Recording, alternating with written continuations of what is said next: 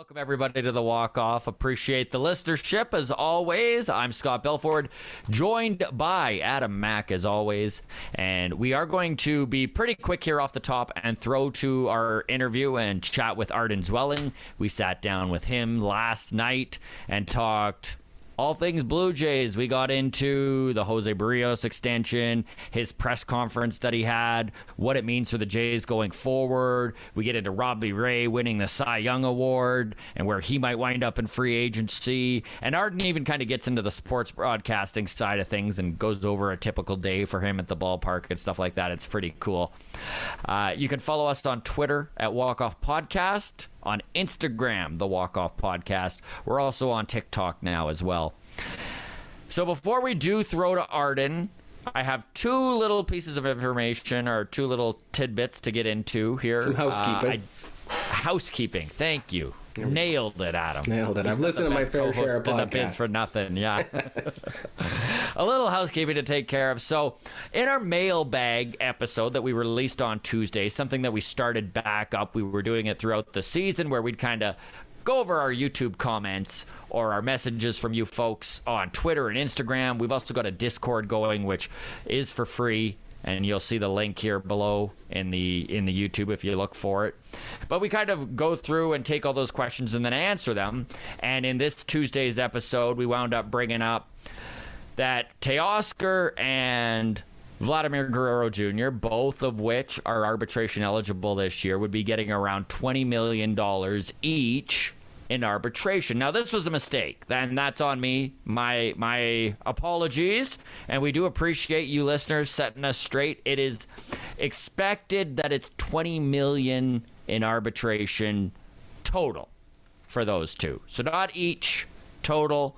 In fact, Vladdy is expected to get somewhere between, and of course arbarbitration, it's up in the air until they actually come up with the number.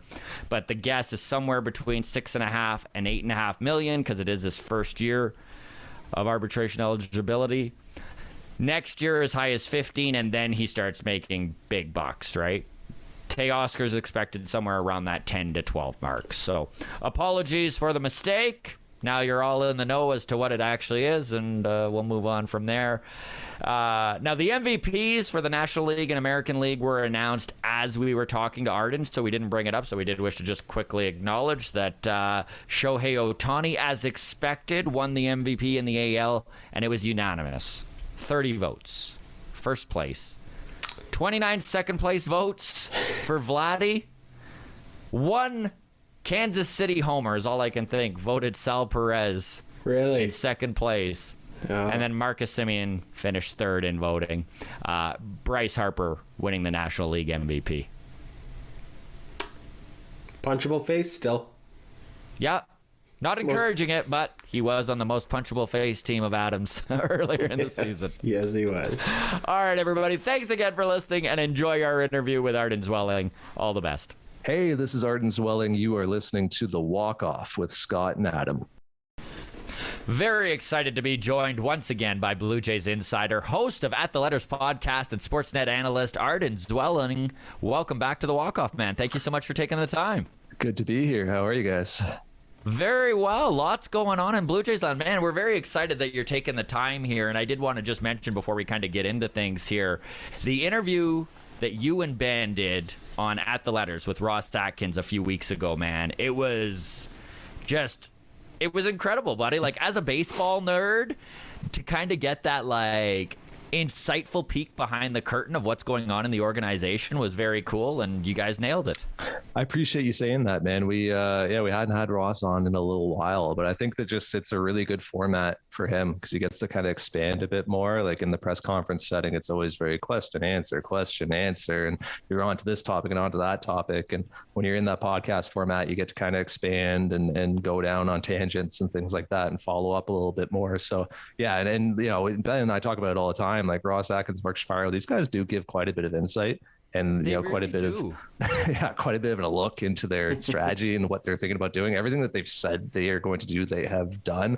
So I know that sometimes the language can be a little, it takes a bit of translating. Sometimes it can be a little corporate and a little bit like you're on hold with American Airlines or something like that. But Yeah, the front office speak, they do get crap for sure. yeah, right. It can be a little, it can be a little tough for some people, but once you get past that, like they are pretty, pretty transparent about what's going on. And it's just so obvious they have a plan. Like it's very exciting as a fan to kind of see it laid out in front of you and then kind of look at what they've already said they're going to do and watch that they've accomplished it and just like get excited for the future, Yeah, I was literally just talking to Ben Nixon Smith, my podcast co-host, about this. Like, there is a whole podcast we could do just on the arc of public perception with Ross Atkins and Mark Shapiro, right? Because we were talking about how, the Blue Jays have finished second for a number of free agent starting pitchers this winter, which was similar, last winter, the winter before, but the sentiment at that time was a bit more impatient and maybe, just a bit more angsty. And now, it kind of seems like, and none of us really know, we don't really have like an accurate idea of what the fan base is thinking at any time. You can't just look at your Twitter mentions and say that's what the fan base thinks, because that's, less than 10% of the fan base. But it does seem like there's a bit more patience and a bit more trust now, and that a bit more trust has been earned over the years. 100% agree. And we are going to dig right into the Blue Jays here, but I did wish to talk a little bit about just your career in general, because sports broadcasting, it's an incredibly competitive market, and it's such a grind that people don't see what goes on behind the scene, the starting in the small towns and then, working your way up and the constant fear of being fired as you move your way up. It's just stuff that you deal with. So I'm very curious, once you kind of got the nod that you're going to Sportsnet, you're covering the Blue Jays full time, did that feel like a huge win to you? Like, was that kind of the sports broadcasting equivalent of winning the World Series, or are you just always striving for more? Like, how did that go about? What was that experience like? I guess it's the trap that everyone falls into, where they don't really smell the roses and they don't appreciate where they are in their accomplishments, right? They just move on to the next thing. They don't actually reflect on, take time to actually, I think everybody does this in any field, right? When you guys are stand-up comedians, right? So like, you book that you headline for the first time or whatever it is, or you book that first club date or something like that. You get off of open mics and you don't kind of, take a second to appreciate where you've gotten to. You're just thinking about the next thing and the next thing. So it's kind of similar, right? I think everybody falls into that trap where you're just constantly looking ahead. But yeah, I mean, it's been cool. It's been 10 years now at Rogers for me with Sportsnet. Started Sportsnet magazine 10 years ago, not even really writing, like as an assistant editor, maybe writing small little blurbs at the front of the book in the magazine, and then moving on to doing features and covering the Blue Jays, covering the Raptors, traveling around, doing a lot more TV now, the radio, the podcasting, social media stuff, everything. So it's been pretty cool, but it does happen quick. One of the guys now. Yeah, guys and gals. Guys and gals. The way, with how hectic it is and how busy things are, like, you probably don't take enough time to sit back and kind of appreciate it, but it's pretty cool, man. Like, I watch sports for a living and talk about sports for a living, so I can't complain. No, it is very cool. I know my wife and I flew down to Seattle in August for the Mariners-Jays series there.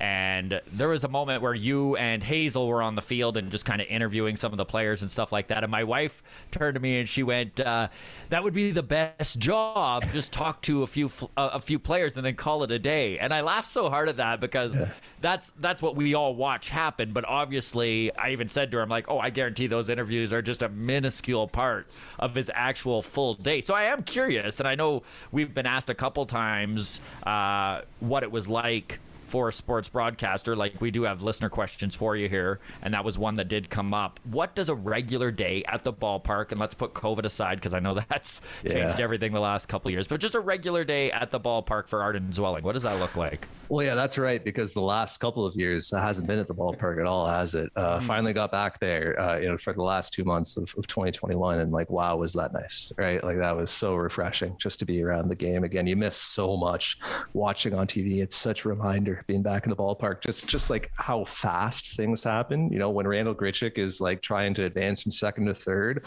on a fly ball to right field, just how fast he's moving, how quick that throw's coming in, right? How bang the play at third is. Like television really does rob the game of its speed. Like baseball might look pretty slow on TV, but when you're up close, and the closer you get to it, by the way, like the closer you get to the field, the faster it is. So it was such a nice reminder. That was a weird tangent, I'm sorry. At the ballpark, day to day, probably rolling into the ballpark around 2:30 p.m. for a 7 p.m. start, getting set up in the press box, and just having a coffee and kind of just getting organized, and then down to the clubhouse around 3:30 p.m. This is in normal times, by the way, when we were in the clubhouse. We haven't been in the clubhouse the last couple of years, but prior to that, down in the clubhouse around 3:30. Shoot the breeze with whoever's around, coaches, players, check out the lineup, just kind of see what's happening, who's injured, who's carrying something. Oh, that guy's not in the lineup. Why not? What's that all about? Figuring out who might be available out of the bullpen, things like that. Manager Charlie Montoya would usually talk around 4:30, somewhere in that range, have a scrum with him, get updates on this, that, and the other. It's batting practice on the field, hanging out. Maybe you're interviewing somebody, maybe you're waiting for somebody, maybe you're talking to a coach, shooting the breeze with other media members, things like that.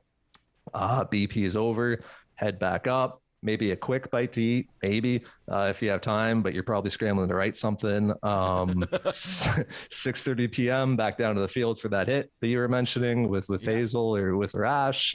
Shai Ben and I will go in and do a Blue Jays Central hit at 6:30 from the field, back up, games at 7.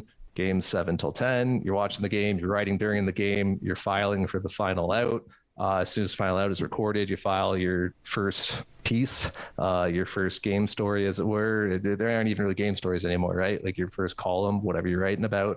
File that, down to the clubhouse, talk to the manager, talk to players, interviews, gather some more information, back up to the press box, flush out your story, adding quotes, adding details, whatever you've learned.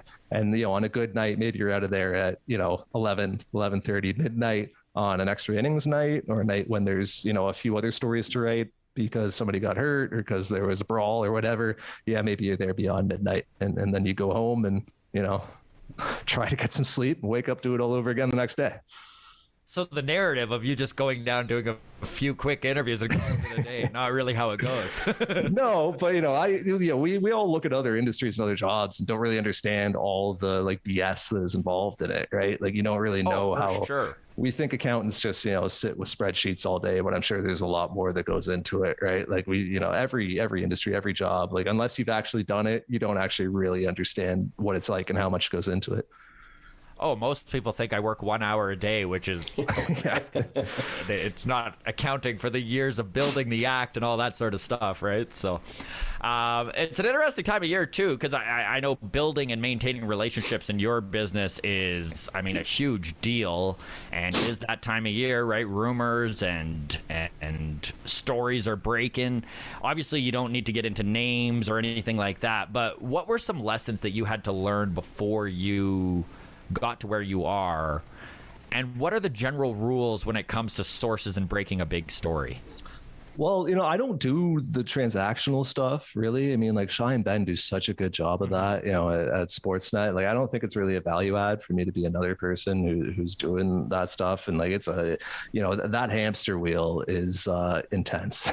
You don't ever really get to jump off of it when you're trying to be, on the level of some of the best trade breakers and rumor breakers in the game, right? You think of Ken Rosenthal and Jeff Passan and John Heyman and all these guys, right? So, that's that's big league stuff. And that requires a whole lot of work and a lot of grinding. And like you said, relationship building and source building. I more so use, off the record conversations or, text messages with people. And I use that more so to inform my opinion.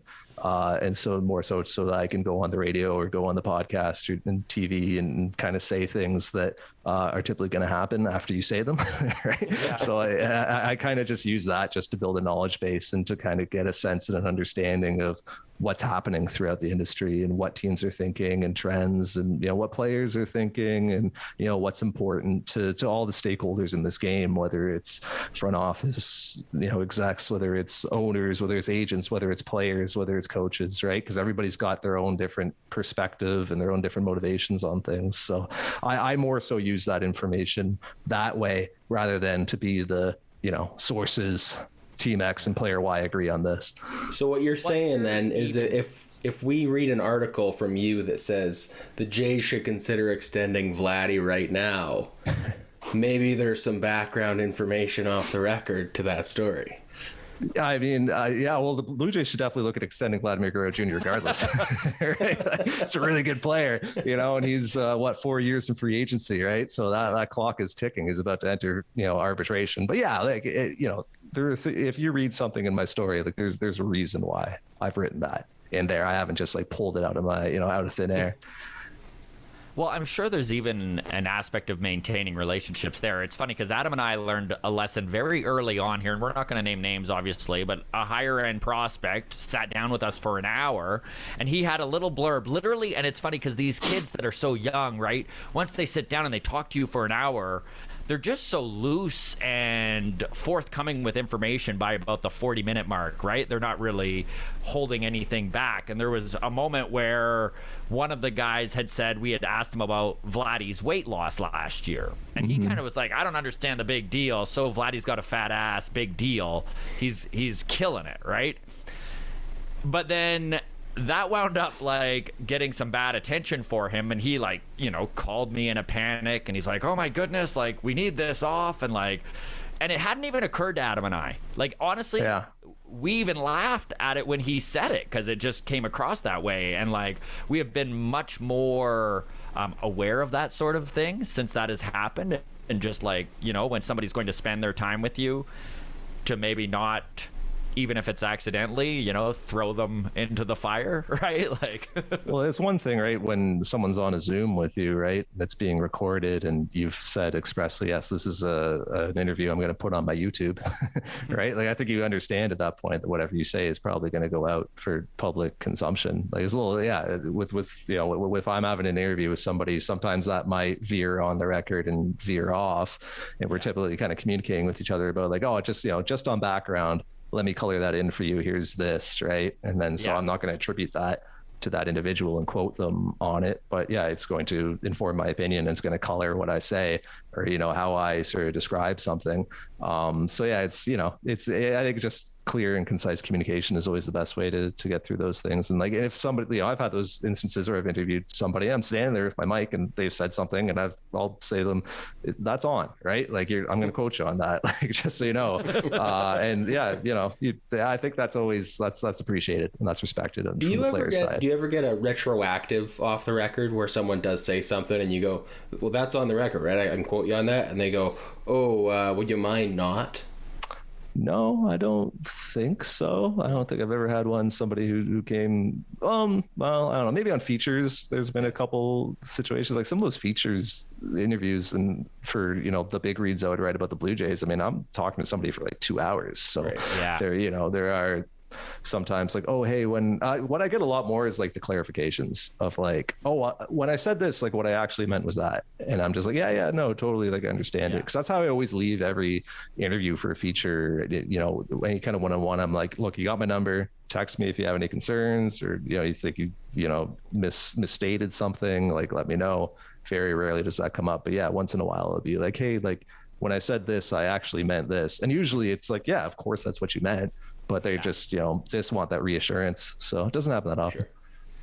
I think it was in the case I was talking about, it's just that he was, a low A prospect that was higher up on the rankings. And so he was getting attention and hadn't really, I guess what I'm saying is it was a lesson on his part too. He knew we were putting this all out there. So, yeah. Athletes are in a no-win situation when they're talking to people like us, man. Like they really are. I don't know why anybody ever agrees to an interview. Right? Because look, you say something like, we're always like, oh, I wish these athletes be more forthcoming, right? And would be more honest. But then they say something forthcoming, and then it's like a 24-hour news cycle about that forthcoming thing they said. Yeah. Why did you say that forthcoming thing? Like it's either you want them to be honest and direct or you don't, right? And it's, I could it put myself in an athlete's position. I would totally understand just like checking out from doing stuff like that, or at least only doing it through your own channels, like a lot of athletes do, so that you're kind of controlling how the message is put out there. Because otherwise you're going to end up aggregated and clickbaited and in headlines everywhere, and it's like the whole thing. And now all of a sudden you're having to give an apology press conference for this thing that you said, and like, well, why even bother with that, right? So I totally understand why athletes are so milquetoast and blasé when they talk to us. 100%. And that's a perfect transition to get into the Blue Jays here.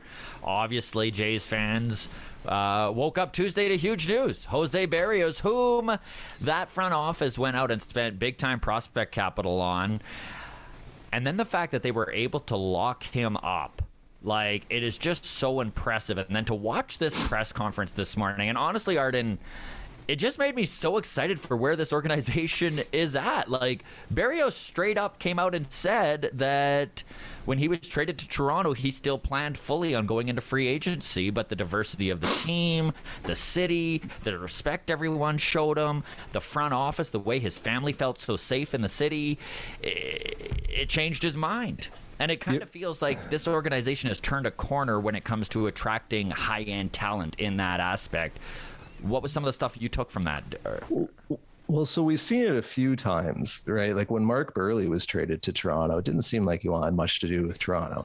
And then by the end of it, right, because he couldn't have his dogs, the whole deal. Yeah, his pit bulls weren't allowed. By the end of it, he loved it. When guys like Marcus Stroman and Aaron Sanchez are drafted by the Blue Jays, I remember them talking about not really knowing the first thing about Toronto. And now it's pretty hard to question how they loved it here in Toronto. And, Josh Donaldson, another guy who, came to love Toronto. He did his whole tour when he was back here this year, right? Talking to every outlet and doing the exchanging jerseys of Vladdy. Yeah. So, signaling to the crowd and the whole deal, right? Like, it does seem like there can be some trepidation with professional athletes, particularly those from perhaps like the lower half of the United States, in coming to Toronto and coming to Canada. But then once they get here, they realize like, oh man, this is pretty sick. This is pretty great. City. This is a beautiful city, and there's a nightlife and plenty of places to eat, and whatever you want to get into, and you're playing for a country, right? It's like coast to coast support, and when the team's good and the Rogers Center is packed, like the atmosphere is second to none. And I mean, some of the resources particularly that have been layered in recent years with the Blue Jays when it comes to high performance and mental coaches, swing coaches, all the video analysis they have, brand new hitting cages at the Rogers Center, the player development complex in Dunedin, state of the art, a lot of the resources like the Blue Jays over the last 5-6 years have really kind of upped the ante with that stuff. And Ross Atkins and Mark Shapiro talk about this a lot. They want to make this one of the best places to play in baseball. So, that's the stuff you kind of have to do. And look, Jose Berrios, never thought he would be a Blue Jay. He's been a Blue Jay for less than 4 months. He only spent 2 months really in Toronto and playing at the Rogers Center. And that was in that time he was sold on staying in Toronto, being a Toronto Blue Jay for at least 5 years and possibly 7. For a guy who's as young as he is, as durable as he is, as good as he is, only a year from free agency, that's pretty exceptional, because he very easily could have pocketed his $11 million in arbitration, poured all of his energy into being stellar in 2022, having another season like the last 4 he just had, and hit the market where, a 28-year-old durable frontline starter. The Yankees are going to be in on that. The Dodgers, the Angels, all the big spenders, like that bidding could have escalated to a pretty good degree. So the Blue Jays did a really, really great sell job with Jose Berrios and convincing him to sign this extension, which is a massive win for the team. Well, one of the things he brought up when asked one of the things he loved about Toronto, and he just kept going off about the food. And then we went out to this place, and then we're going out the food. He just matters. The food. It matters, and it's cool. There's certain MLB markets where you probably can't get very good Latin food, right? I guarantee. There's a lot of guys who you heard this with Verlander, where he was like, "Yeah, I only want to go to a club that has spring training in Florida." You'd be surprised for a lot of players how they're like, I only want to be in Arizona for spring. That's 6 weeks of your year that you're spending in that one place. You want to be comfortable in that place. I remember talking to a guy recently who was in free agency, and he was like, dude, you have no idea how much of a say like spouses have in this, right? How much of a say your family has in this. That's a massive factor that we tend to only think of, the baseball situation. Are you going to win there? What's your role going to be on the team? Dollars and cents, obviously. But I do think that it's a family decision. Like I think right now, Robbie Ray is making a family decision, 100%. Not just a Robbie Ray decision. Yeah, I would agree with that. Very curious your thought on the way this contract is structured. I know that Shai Davidi kind of tweeted it out, and it looks like it's fairly back-end loaded, which means that maybe there is some real wiggle room to lock someone up high-end for a couple of years in this next couple of years. Why do you think it was structured that way? Do you think they're thinking of it that way for signing somebody more recently, or is it just the way it worked out?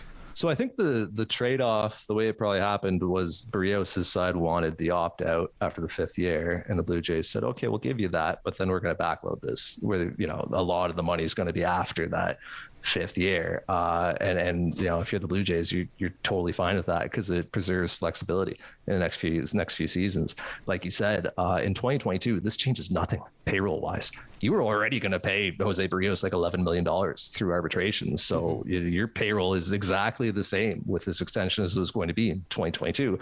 Your roster needs also exactly the same because Jose Berrios was always going to pitch for you, but you have preserved your flexibility in 22.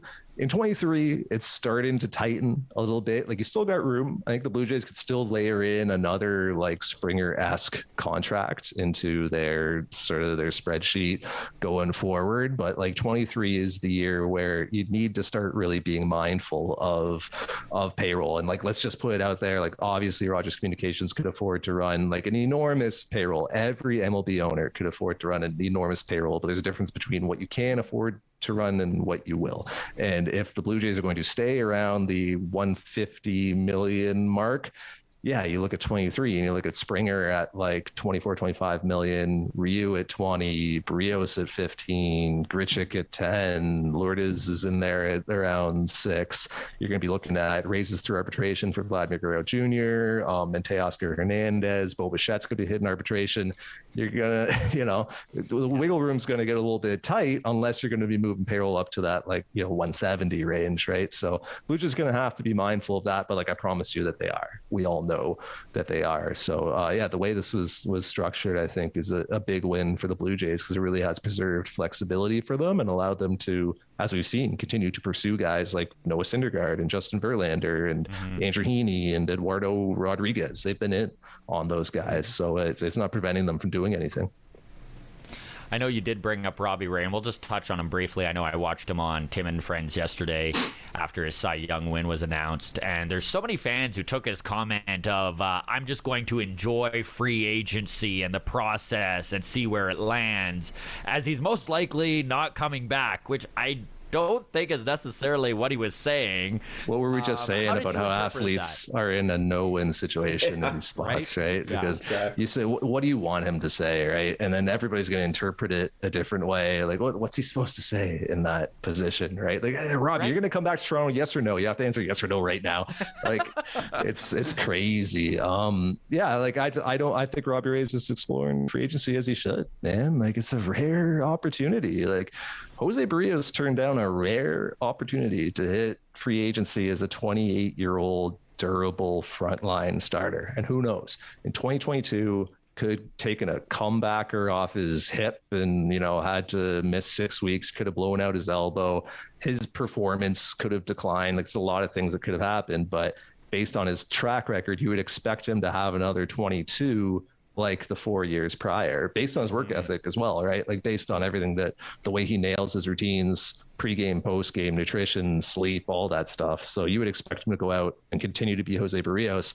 And man, if he entered that market, it would have been interesting to see. Like, that's part of why I'm like, I just wish we could have seen it, because I think that he could have, I think the bidding could have gone pretty wild insane with him, right? Like you look at Patrick Corbin was a year older, didn't have the track record that he did. It wasn't as projectable and athletic as Jose Berrios is. And you've seen what's happened to Patrick Corbin's career since. He did 6 years, 140, Patrick Corbin, right? So Berrios just essentially had those 6 free agent years bought out for 6, 120.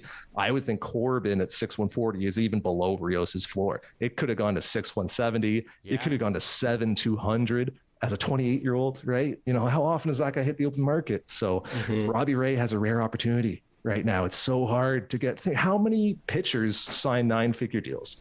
Think about how many pitchers there are globally in MLB, right? Just in affiliated baseball, not even the guys who don't even make it and go and play in Japan and Korea and Australia, just in MLB, an insane amount. And it's a very select few who get to sign 9-figure deals and who get to do so in an open market environment. So Robbie Ray should absolutely explore free agency and see what's out there. It's a very rare thing he's doing, and it's a very difficult position to get to.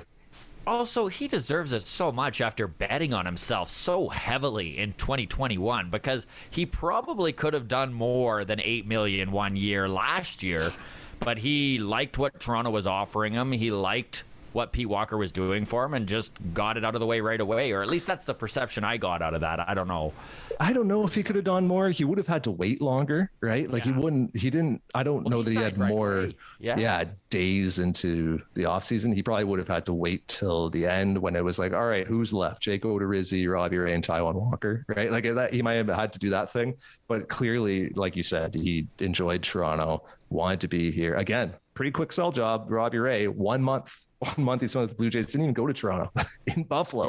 1 month. And, liked what Pete Walker had to show him, like what the Blue Jays were seeing in his delivery and some of the tweaks and some of the ways they were able to help him. And that's another, just another big win by the Blue Jays and convincing him to come back, sign him for, you trade Travis Bergen for him. Bergen ends up coming back to the organization. You sign him for a year and $8 million. You get a Cy Young winner. I mean, that's as good as, and like a guy who dramatically improves his walk totals and his success on the mound with you, a guy who several other organizations had tried to help and had tried to get to realize his potential and had failed to do so. And your pitching group, your developers and your performance staff were able to get him there. It's a huge win as an organization. And while we're going through the pitching ranks here, I'm really curious on your view on Hyun-Jin Ryu. I know he kind of had by no means a disaster year. It was just a down year in 2021 for him. And there were a lot of variables, right? Like his wife and his kid were still in Korea. He had some injury stuff. He just never really seemed to be the guy we saw in 2020. Do you think it's more likely that we see his career average type of stuff, or do you think 2021 might be indicative of where he's headed? I think it's going to come down to how the Blue Jays manage his workload. Like, I do think that fatigue was a factor for him towards the end of the season. So I think the Blue Jays, and we saw the Dodgers do this as well, like they're just going to have to be a bit more mindful about how they manage his workload, stealing him an extra day here and there. We saw this year, the 2 occasions the Blue Jays got him on the 10-day IL. It was literally just the 10 days, right? But it just gave him a bit more time to recover and a bit more time to get back to where he needed to be physically. So, keeping an eye on his velo, obviously, and how his stuff is performing that's just really going to have to be something the Blue Jays manage going forward to get the best out of him, I think. And that makes sense. Like, it's an older guy, there's a lot of mileage on his body. It's not like he's playing with stuff that he blows by people, right? Like, he's playing with a 90-mile-an-hour fastball, right? 91 on a really good day, sometimes 89 spots. So his command has to be precise, and he needs to be hitting those edges, and his stuff needs to be acting the way that he wants it to be. He needs to be locating it where he wants it to be so that he can properly sequence and set up hitters and get, soft contact outs and a decent amount of strikeouts as well. So I think just managing that and maybe there's a little mechanical tweak they can make with him, but I kind of think Hyun-Jin Ryu just is who he is. He's such a unique guy. He doesn't throw bullpens. He's like very routine oriented. He's got his own kind of crew, his own strength coach, and some people that he kind of talks to and deals with. And he's like very particular about how he goes about his business. So I don't know that we're ever going to see peak Hyun-Jin Ryu over these last 2 years, but you sign one of these long free agent contracts with a veteran pitcher, you kind of understand that towards the back end, you are going to be paying for some decline. I really got a kick out of this season when Alek Manoah buddied up with him and then was asked about it, and he was like, well, we're both big-bodied guys, and that made me laugh so hard. You need to play baseball for so long to describe yourself as big-bodied? Like, Alek Manoah is a big but they body, are. They dude. both are. Alek Manoah is huge. He's an offensive lineman. Nate Pearson, too, right? Pearson, Ryu, and Manoah, you got 3/5 of a pretty good offensive line right there. What's interesting about that, actually, I think that Jose Berrios can be a really good influence on Alek Manoah as well. Like we've seen from what you were saying with the bond that Manoah and Ryu forged, Alek Manoah is eager to learn, right? Like, and he's eager to soak up as much knowledge as he can. And you look at kind of the pitch profiles with Jose Berrios and Alek Manoah, very similar. Look at the way they attack hitters, the way they like to turn a lineup over, the way they sequence. They, pretty similar profiles. Curveballs, yeah. So I really think that Alek Manoah can learn a lot from a guy like Jose Berrios in terms of how he pitches, and also as just a model of professionalism and what it takes to throw 32 starts a year. Jose Berrios hasn't missed a start in 4 years, guys. Like, that doesn't happen by mistake. You don't roll out of bed and do that. There is so much work and so much granular attention to detail that goes into being able to be that consistent and that durable. It takes so much. And his durability is probably one aspect that is overlooked in this whole thing because it's elite. It's wild what he's almost second to none in baseball in this era, right? What Robbie Ray did this year from a durability standpoint was absolutely absurd. So he missed like his first start of the year because he fell down the stairs carrying his kid, and then from that point on, he pitched every 5 days. I mean, I swear, guys, you'd get there on like a Thursday at 2:30 in the afternoon, and he'd be throwing his bullpen, and he's grunting in his bullpen, and you could hear him like throughout the Rogers set. He's going max effort in his bullpens, like then carrying that out onto the mound, 95, 100 pitches, throwing as hard as he does with as much effort as he does. The fact he led the American League in innings pitched was so impressive. So the Berrios, another guy whose durability is really, really underrated. It's interesting with that. Sorry, Adam, go ahead. It's interesting the fan perception of Robbie Ray and Marcus Semien going into free agency. I mean, as much as we all kind of want both of them back, I feel like in general the fan base won't hold any ill will if they leave. And just to kind of go to the basketball side of things, I mean, what was it, 2 years ago, we rented Kawhi Leonard in maybe one of the best 1 year rentals of all time, right? Came to Toronto, brought a championship. How do these two performances stack up compared to that? Obviously, that one would be number one. He brought them a championship. But these were incredible 1 year rentals, right? Yeah. Oh, yeah, absolutely. You look at 1 year, $8 million left their mark on the team. Yep, a year, $8 million for Robbie Ray, wins the American League Cy Young Award. Marcus Semien's a finalist for the MVP on a 1 year deal. It's pretty special, man. Like, the Blue Jays aren't going to beat their prior offseason.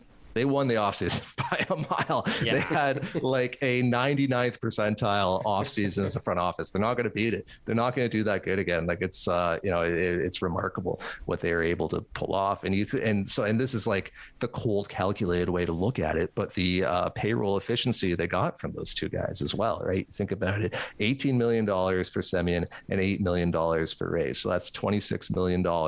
And how many wins above replacement between those two guys? Semien was like 6, and Ray, I don't know off the top of my head, but I would hazard a guess at 4, 5, I think it was, maybe 5, right? Yeah. At least 10. Yeah. So 10 wins on the open market is like $7 to $8 million, and the Blue Jays got 10 wins from those two guys for 26. I mean, that is unbelievable value from a very cold and calculated front office perspective. Those guys should have been paid way more, right? Their market rate was way higher, and thankfully they are going to get paid more now in free agency. It's very hard to get paid your true market rate as an MLB player. So it's going to be cool to see those guys finally realize that on an open market.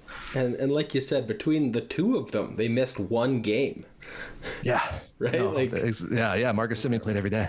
Led the American League in plate appearances. Like, no, you can't say enough about how good they were. It's crazy the Blue Jays missed the playoffs. They had the AL Cy Young winner. There was a narrative from some Blue Jays fans that they overpaid for Marcus Semien, and holy, talk about making people eat their words. I mean.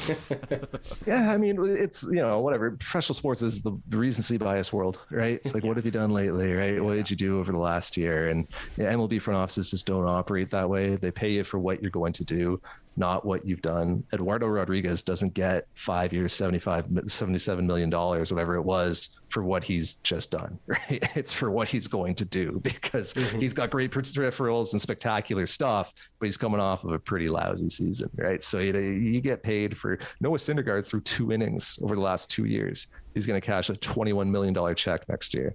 Justin Verlander hasn't pitched since 2019, right? Maybe a bit in 2020, but last time he had a full season was 2019, and he's 39. 38, yeah, exactly. 2 years, 50, is it? Or a year in a player option? I don't know off the top of my head, but you get paid for 125 and then one in another option for if Verlander wants to make it 2 years, it's 250. Yeah. So you get paid for what teams believe you're going to do, not what you've done. So like Robbie Ray, Marcus Semien coming off of Semien had an okay year. He was hurt, right? He had an oblique issue all year. He couldn't swing a bat, couldn't get in the batting cages. Like, he couldn't work on his swing really. He still was fine, but he wasn't MVP tier Marcus Semien. And Robbie Ray, obviously, walked more guys than anybody in 2020 and just had a miserable year. But the Blue Jays spent that money because they believed these players were going to be better going forward, and they were right.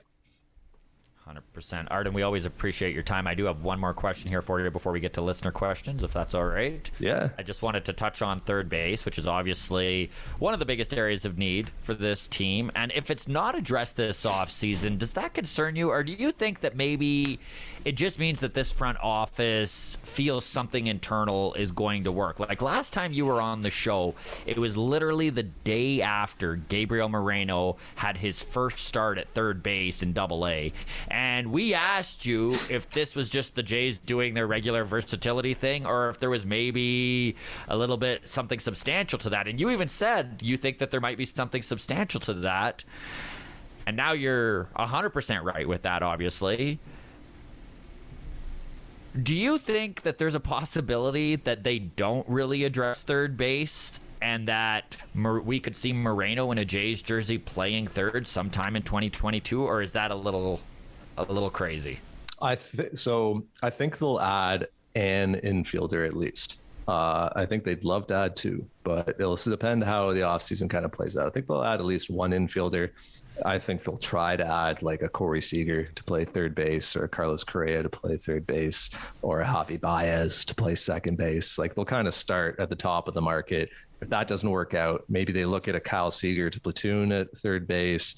Maybe they look at like a Chris Taylor who would play all over the diamond, but that could include third and second. Eduardo Escobar could play both third and second. Like, there are a lot of options out there for them to sort of add an infielder at one of those 2 spots.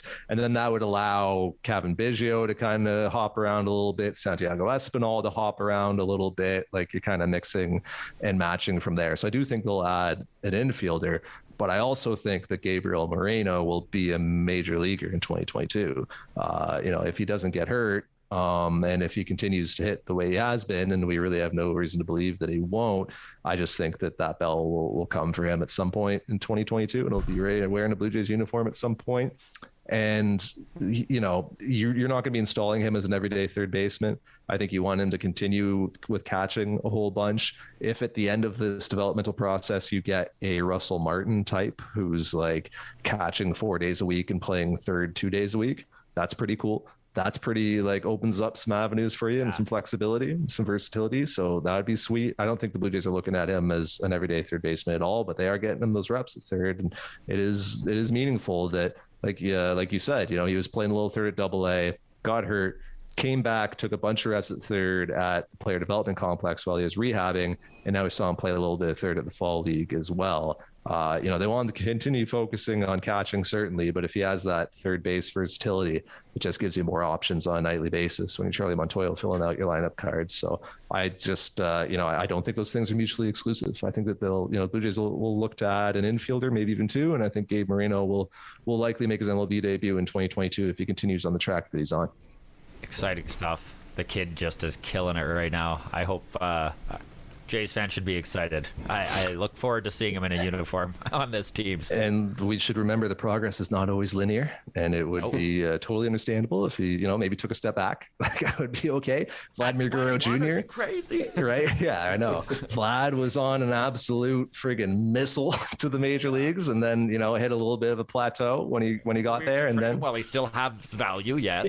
And then figured it out. Right. Nate Pearson right now is going through a little bit of a rough patch, a little bit of a plateau himself. It doesn't always just keep going up steadily. Sometimes guys plateau, sometimes they take a step back, sometimes they get hurt. But absolutely the talent is there with Gabe Moreno for him to be a pretty special player. It's going to be fascinating to watch him try to play together.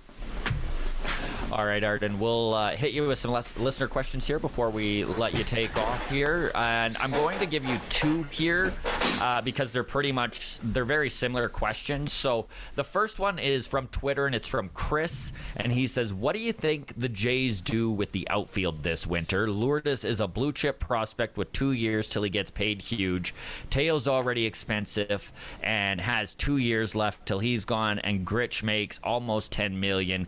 Can't keep all of them much longer. And then Papa Pete says, is Lourdes more valuable as a left fielder or as a trade chip? So if you can kind of touch on that.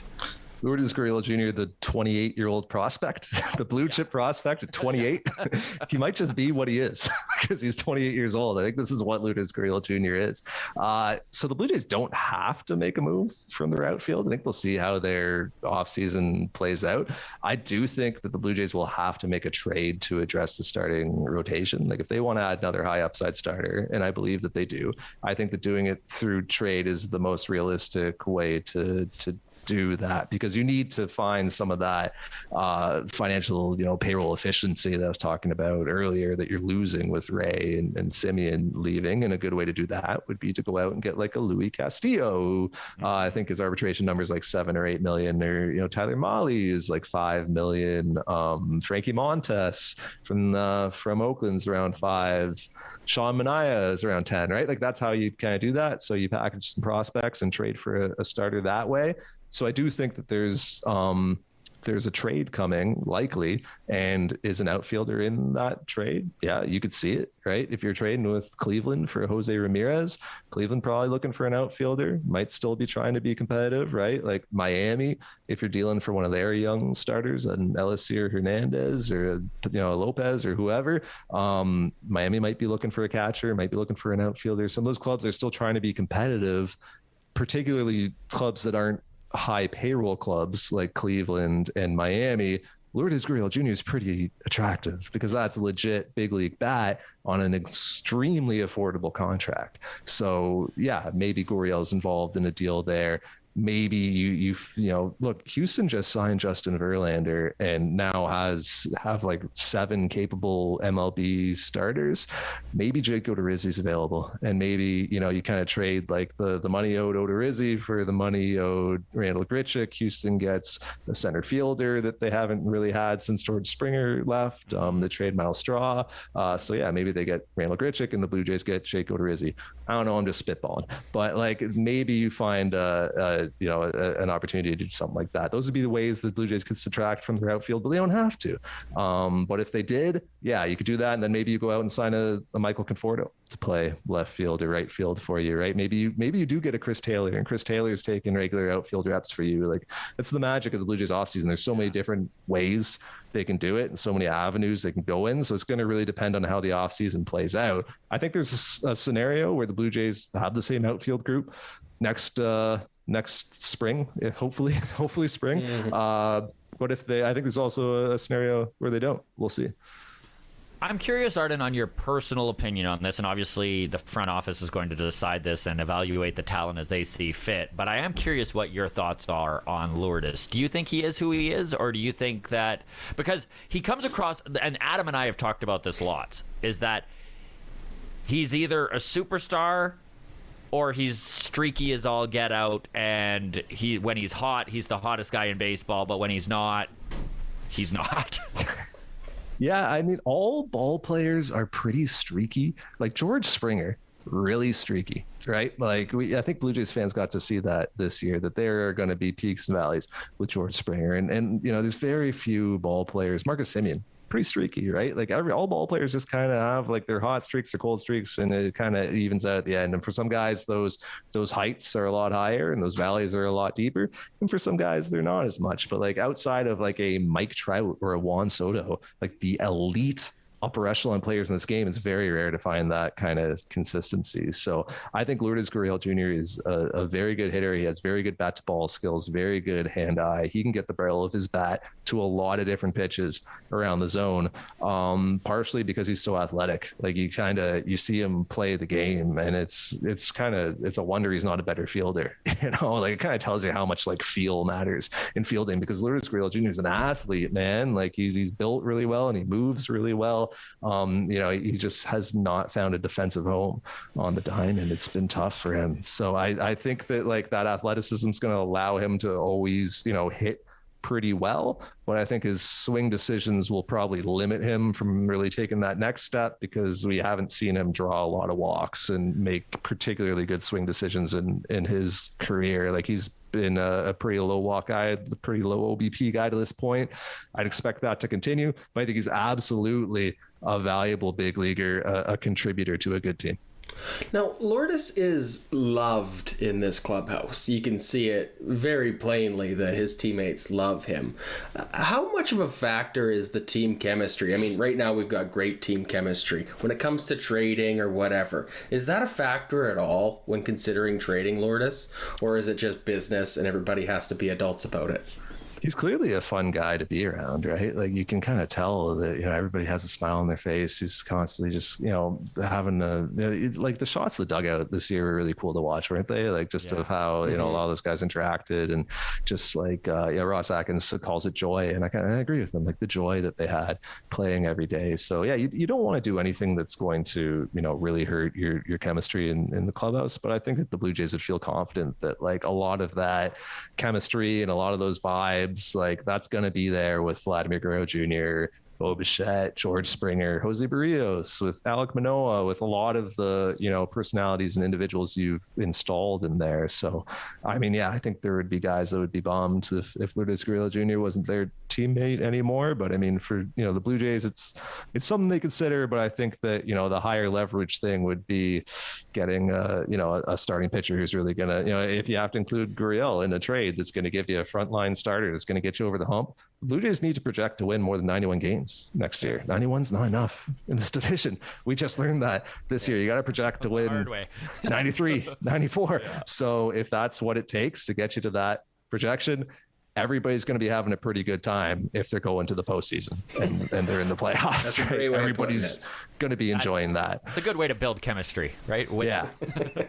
Teams that win a lot always have good chemistry, don't they? Happy too. Funny how that works. Clubhouse descent always happens with teams that are losing. It's weird. Yeah. No, teams that are winning never seem to have those clubhouse meetings, right? Like it's never the doors are closed, they're having a meeting. Like doesn't seem to happen for the winning teams. Never have meetings. I don't know why. So your next question is from Derek in our Discord, and he says, curious to know who your favorite player is, past and present. I always liked Matt Stairs for a long time growing up, because he was Canadian and because he just hit bombs, so right? Intense. And he became this really cool kind of mercenary hired gun pinch hitter towards the end of his career. I just thought that was like a really cool career arc when he was still like 41 and literally just on NL rosters as a pinch hitter. I thought that was pretty sweet. And a guy who clearly like in the offseason seasons would go and coach hockey in the East Coast of Canada and probably crush a bunch of beers and have a great time. I mean, I don't know. He was just he was a fun guy to follow. So he was a personal favorite. And present favorite. Present favorite. There's a lot of fun players to watch these days, man. Javi Baez is a lot of fun to watch. He's a ton of fun. Acuna, Tatis are a lot of fun to watch. Soto is so much fun to watch. Probably forgetting a bunch of guys. It's the guys who really bring their personality to the game, right, and really bring a little bit of flair. Like Vladimir Guerrero Jr. is a lot of fun to watch, man. Like it's cool seeing some of these kids in the game like just kind of be themselves, wear their hearts on their sleeves. Like watching this postseason, there were bat flips every night that were way more momentous than Jose Bautista's bat flip. Every night on a nightly basis, guys were like sending their bats to the moon. And Jose Bautista had to like be thrown at and punched for years and years after that happened for that grievous, heinous affront to the game of baseball. And it's so great we've gone to a place now where like every night there are, it's not KBO quite yet, but it's somewhere in between. And every night there are cool bat flips that are way more violent than Jose Bautista's were. So I got those Tatis, Acuna, Baez, like those Lindor is a lot of fun to watch, like those kind of guys. All right, your last question is from Wannabe Outpost from our Discord, and he says, are we locked into signing Ray at his asking price at this point in free agency? I'm guessing there's going to be no discount for the Jays. I mean, the Blue Jays aren't locked into anything. They don't have to do anything, right? Like they're gonna. If we know one thing about this front office is that they're very disciplined. They have a strategy. They have a very clear walk away, and they don't really go beyond what their valuation is on players. So, I mean, they got a number for Robbie Ray, and Robbie Ray's representation has a number for Robbie Ray. And if those two numbers meet, I'm sure they can get something done. But the Blue Jays aren't really going to go beyond their number. Like, we haven't seen them do that with anyone to this point. And I don't anticipate that they would, because they're just very disciplined in the way that they do things. 100% agree. Arden, thank you so much for taking the time, man. We always enjoy talking baseball with you, and always enjoy watching what you're doing on Sportsnet and just at the letters. And absolutely, man, really appreciate your time. Happy to be here. We'll do it again. Thanks, guys. Looking forward to it.